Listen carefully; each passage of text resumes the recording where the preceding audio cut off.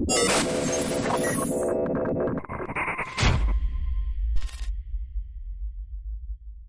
is up, ladies and gentlemen? It is Chewburger84 back again from the Alternate Reality Network, and today we're going to be doing some Marvel Strike Force content.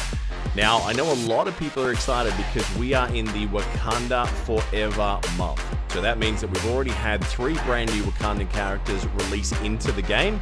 That is M'baku, Killmonger, and now we have Okoye's kit, as you can see on the screen right now, and should be coming up on a Blitz next week. Now, if you are thinking about going for this team, I guess I just wanted to go through what I think of the kit, what I believe this team's going to be capable of going forward, why I've chosen to farm it, and I guess what I would advise you to do to prepare for this event. Now, for a lot of people, it is very, very difficult to be able to do the farming time for Carnage getting ready for this event. I completely get it. Now, for some people who thought Spider-Verse were going to be a little bit more of a meta team than they were together, and they wailed out previously, we have a little bit of advantage. So let me show you where I'm preparing for this event. Now, I don't agree with the fact that you need Spider-Verse to unlock a Wakanda. It doesn't make sense, especially from a canon point of view. I know they've got form here that they did exactly the same for Kree and Fury, and they tried defending it by saying, well, it'll make sense when you see the event, but it really didn't. So, again, needing 5 Spider-Verse, that's rough. Now, if you are a relatively endgame player, many of you probably already have Venom and probably already have Miles in pretty good shape because of the last couple of event raids that we've had. So I know many people have Venom at 7-star, many people have Miles at 7-star. Now, if you are a new to mid-game player, both of those characters are also unavailable to you outside of orbs, which makes it very, very challenging to get. Now, Spider-Man, I think almost everyone's going to have him in pretty good shape because he's obviously in the Blitz store. He's able to be accessed very, very early. He's also a great character. So between those 3, for most of your end game players that have been raiding for a little while, you're going to have them. Now, the good news is for new game players especially who haven't been able to get any of Green Goblin down yet, is that he now has a farmable node in Nexus. So if you are wanting to get Wakanda next time around, I would definitely recommend farming that node daily. I mean, do the maths. I mean, obviously, you don't want to sit there and use cores every day if you're not going to be able to get Goblin in time for this time around. And the other side of the coin is, before you start spending on anything, and by spending I of course mean Carnage, because at the moment he is only available in the Alliance War store. He's only available for 5 apiece. If you're an Alliance that is losing a lot, you're not going to be able to farm much of him, being that you need, you know, sort of just over 1 win to be able to, or 3 losses in that same sentence, to be able to actually get him 1 shard. So you're not going to be able to farm Carnage very easily. The only way you're going to be able to get him even close to 5 is by spending some money. And the moment they're doing that through the Spider-Verse orb, if you have a lot of characters at 7-star, those orbs are very, very bad, because what's going to happen is you're going to end up rolling a lot of what you already have. And that's what those orbs are designed to do, is to lock you in and keep you spending, trying to get Carnage. But if you already have the other 4, the chances of you getting Carnage is very, very low. So I would say, think about 2 things. Trying to get Shuri for the Wakanda event, you're going to need these 5 characters on the screen right now. But the thing is, there's no point in going hard for Shuri if you are not going to have all 4 of the Wakanda team in good shape as well. So if you are not prepared right now to farm up and build realistically 8 to 9 characters, forget it. There's really no point in rushing and spending your money. Spend the same time and energy getting your team ready for Fear the Darkness, because Ultron is a much, much better get right now. Trust me, that is where my primary farm is going.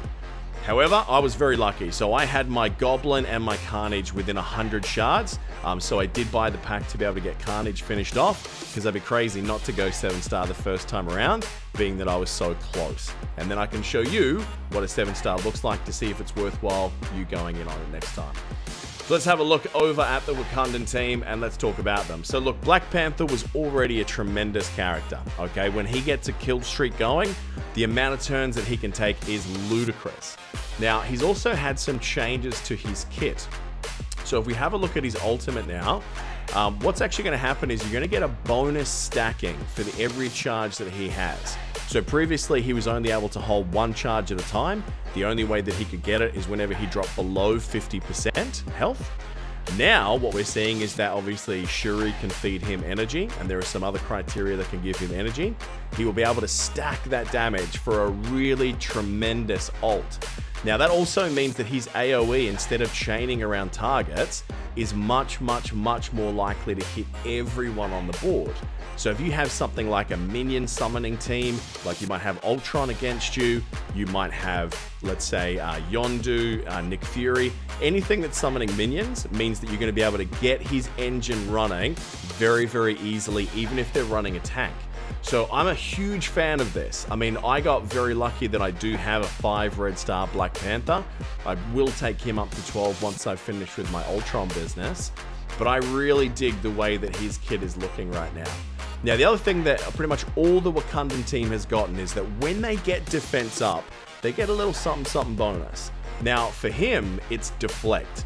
So anything we can do to keep Black Panther alive, to keep doing his thing, yeah, is obviously very good. So I'm a huge fan of that small change to Black Panther, but it makes him significantly more effective. Now, M'baku for me, I think is one of the things I'm most excited about, is that he's almost the purest tank that I've seen yet. So his Call of the Mountain is his taunt. What it's designed to do is basically, he's going to cast his taunt, he's going to give himself some charge, and then he's also going to give himself some counter. So that means that you are going to be able to stop almost anyone who can chain, whose chain is interrupted by a counter.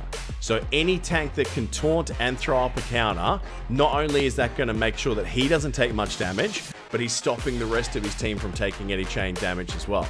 So I really like his kit for that. Now, the T4 ability for him, I think this is going to be almost essential for raids, because he's going to give himself 2 charged, and we'll talk about why that's important in a minute, but then he'll also give himself 2 counter. So that means that he's going to be able to stop 1 to 2 attacks from going through to the opposition, which is tremendous. Now, the reason that that's so important for him to give himself an extra charge right out of the gate is that whenever he gets defense up, he's going to heal, and that's fantastic. But whenever he has charged, he also has the opportunity to block. Now, the more block that you have, obviously, the less damage that you take. And what you find is that the more charge that he has, you have a 25% block chance.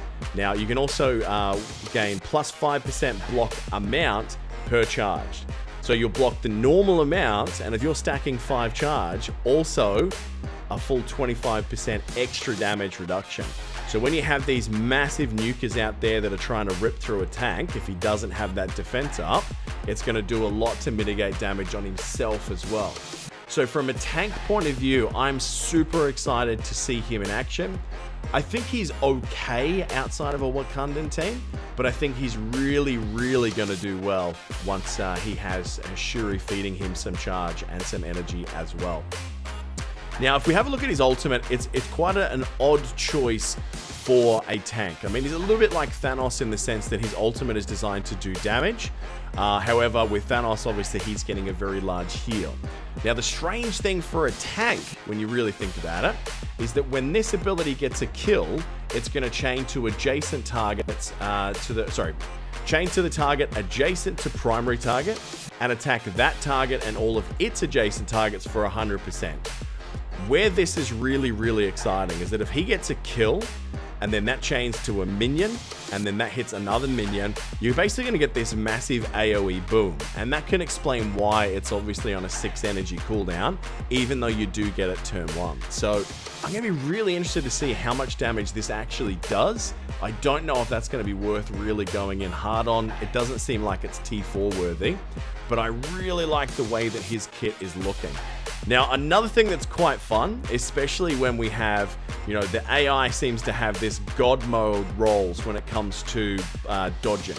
So his primary attack, he's going to swing once, and if that character dodges, he's going to hit him again for exactly the same damage. So I think that's fantastic for characters like Spider-Man, with Vision, with Miles Morales if he's got his dodge as well. So there's so much to gain from this. So I really like this kit. I really like this kit as a tank, and I think that's why they're going to do so well in the upcoming raids. Now, what I love about combining M'baku, combining it with Killmonger, and combining it with Black Panther is one thing that this team has that S.H.I.E.L.D. doesn't is AoE. Okay, they're very much a single target team. And if you come up against a Juggernaut or a Luke Cage or even a Thanos with super high resistance where it's very hard to strip that taunt, you kind of get stuck. You have to keep drilling until you get around it.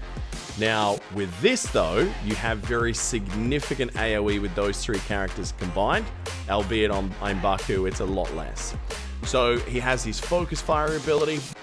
What that's going to do is it's going to hit the main target once. If he crits them, he's going to get another attack. Now, he's going to lose charge whenever he crits. He's going to gain charge whenever he doesn't. All right, so the mechanic of Killmonger pretty much seems to be that you are going to consistently keep on building up charge whenever you don't crit, and that's going to increase your chance of critting again. So he's very much a crit-heavy character. Now, this is his special ability. It's on a very short cooldown, which is quite good. It's only on 3 energy. It's going to attack the primary target for 60% twice. Now, on a crit, he's going to gain offense up and then lose charge. So he sort of self-buffs ready for that next attack, which you would assume is going to be his ultimate. Now, when you take this up to level 6, as you can see on the screen right here, it's going to attack 3 times. So what's going to be interesting is that if he hits that damage once, I'm going to be curious to see if that offense procs straight away. If it does, then the remaining attacks then crit.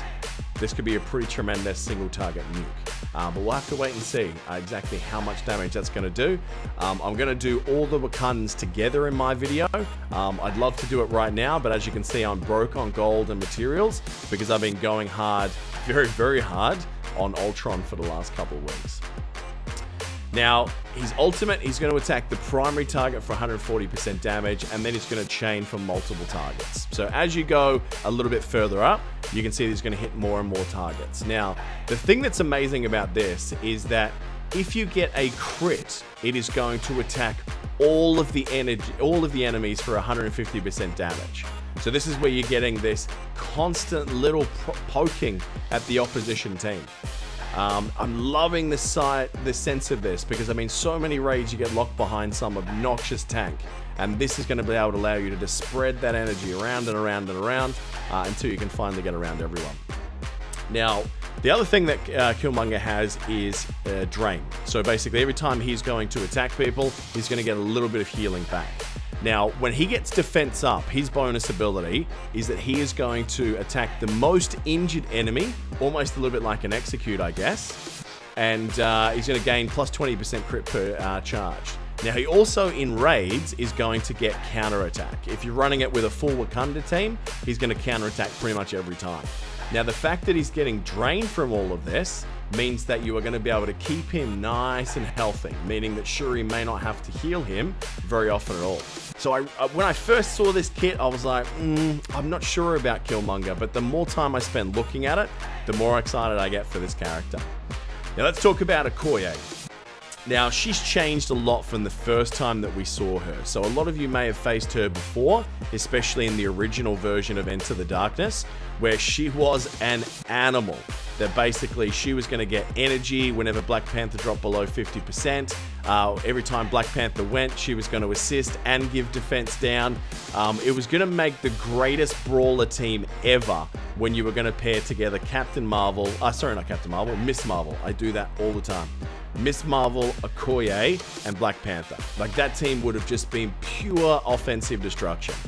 Now, they have changed her a little bit. I think if there is one character that you may be able to leave out of a Wakandan team and maybe add something else in, like a rocket for an extra damage, whether it's a debuffer for some more utility, it's up to you. But I think if you don't want to go on all the Wakandan players, I think she would be the one to leave out. I still think she's quite good in a Wakandan team, but it's a lot of investment for one character that's probably only good in one team. So if you're thinking, I wonder who I can leave out, I would say leave out Okoye.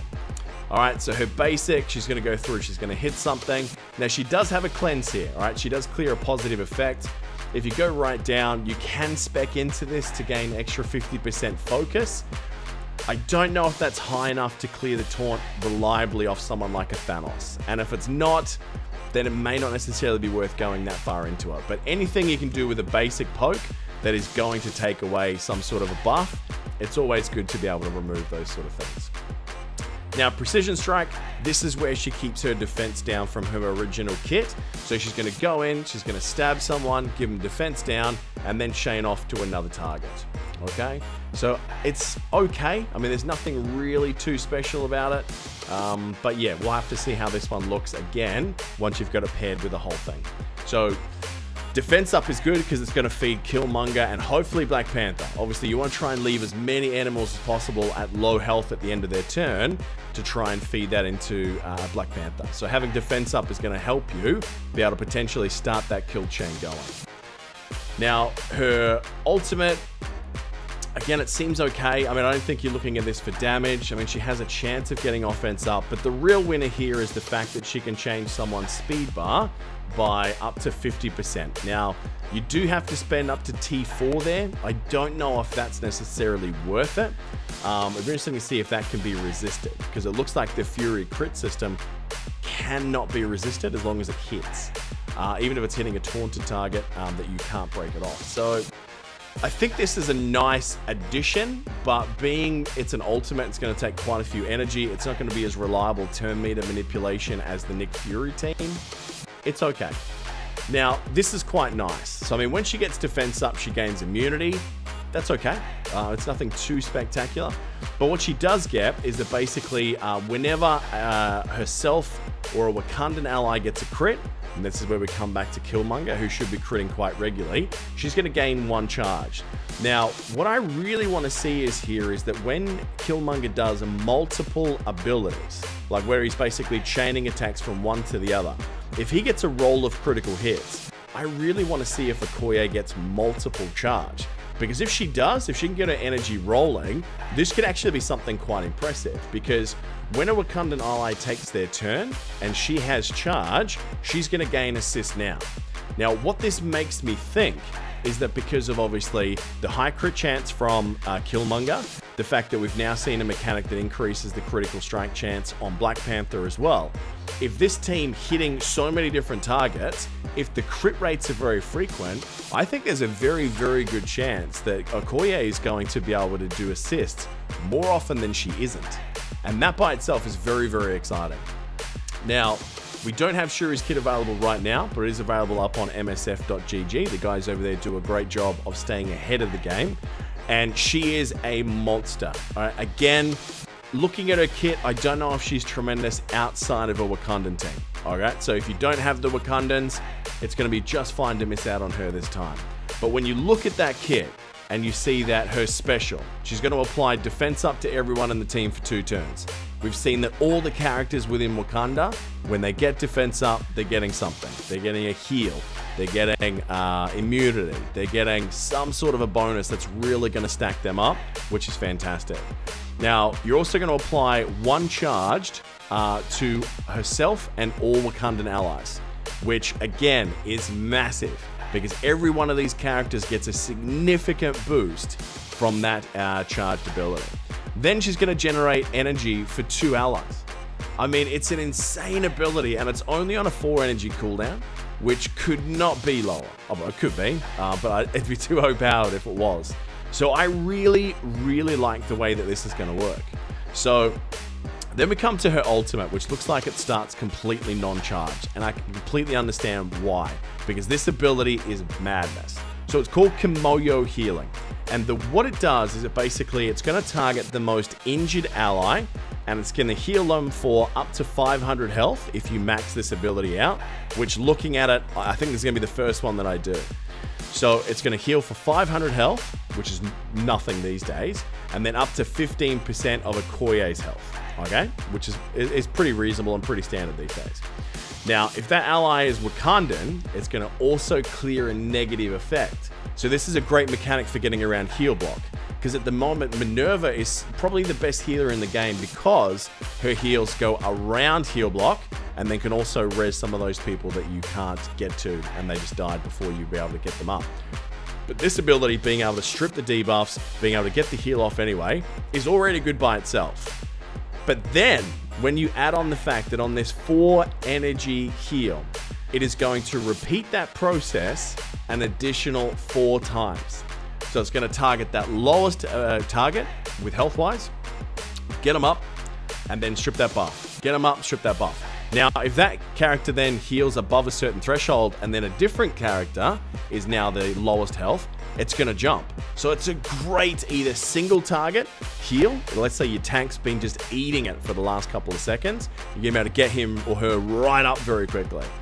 If, however, your team has just been stomped by some sort of big AoE, a crossbones has gone off, a Yondu's fired off, you're going to get everyone healed up nicely, which is awesome. But then you see her passive. So on spawn, her and the Wakandans are getting speed up. Sound familiar? That is why Fury is so awesome already. So these guys are going to go before almost everyone else, okay?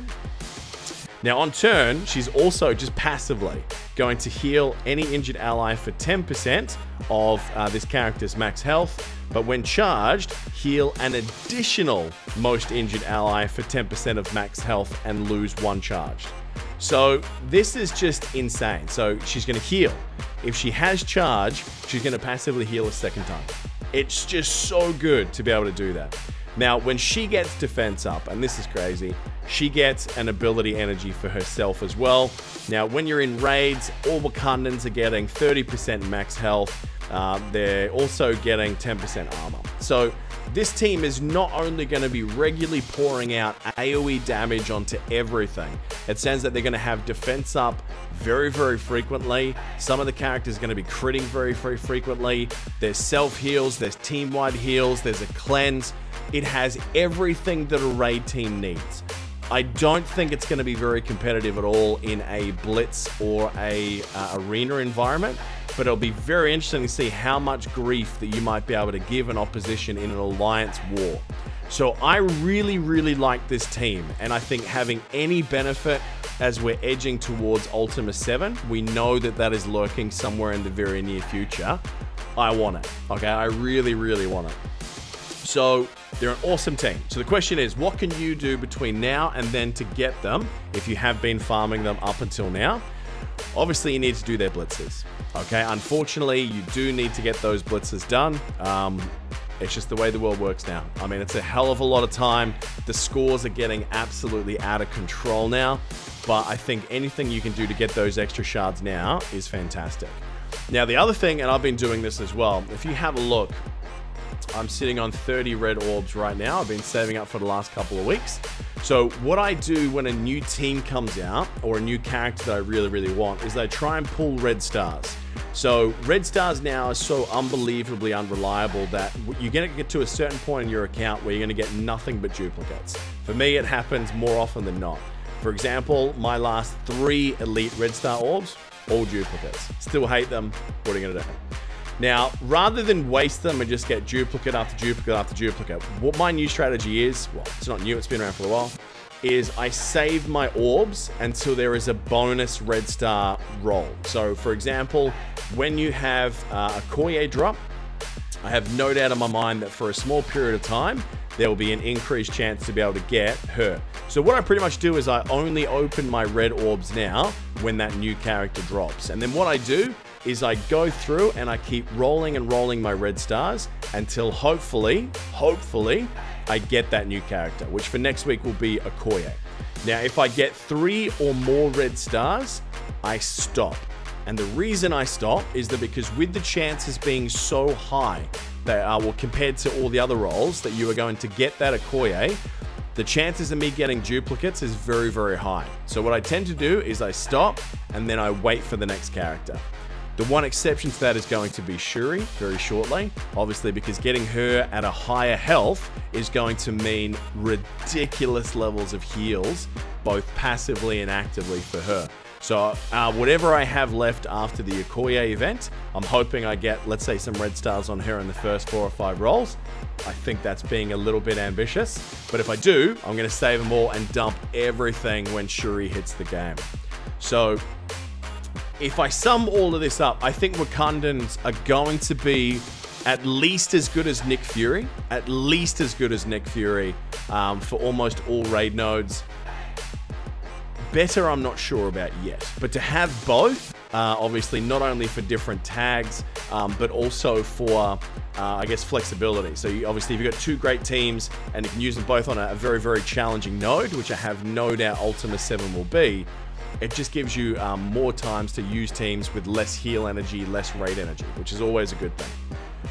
Would I prioritize this if I was a free-to-play or a new player or a mid-team player right now? No. What I advise most people do for this first time around on Shuri, on Wakanda, is to keep farming your T13 characters and get yourself an Ultron. I mean, we've had a couple of Alliance Wars now where there has been an Ultron and it has destroyed us. We have had to waste so many teams trying to take it down. And if it's later in the game, if you didn't see it earlier, it can be the difference between you getting a board clear and not. So I think Ultron is definitely the best strategy you can work around right now.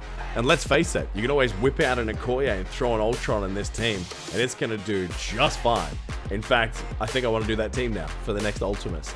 So please don't spend money to really rush only to get yourself in a hole, because it is going to take months to get these characters farmed. It is going to take months to be able to get these characters enough gear and gold to get them to level 70 to be, even competitive. And to get to that point, you have to put everything else on hold. That means Fear the Darkness on hold. That means bringing up more teams for Alliance War on hold. Your arena teams. I mean, I'm sure there's going to be some arena meta-changing teams very, very soon, because Brotherhood has been, I would say, on top longer than any other squad. I think they've had the meta longer than Fury now. So I'm excited to see if for endgame we see some new characters that really shake up that arena meta. So I hope you've gotten something out of this video. If you've got any further questions about the Wakandan team or farming strategies for them, either post a comment down below. Of course, after you've liked and subscribed to this channel, make sure you hit that little bell if you want to see more of our content as we repost it. You're also welcome to shoot over to the Strikeforce Masters of Launch Discord channel.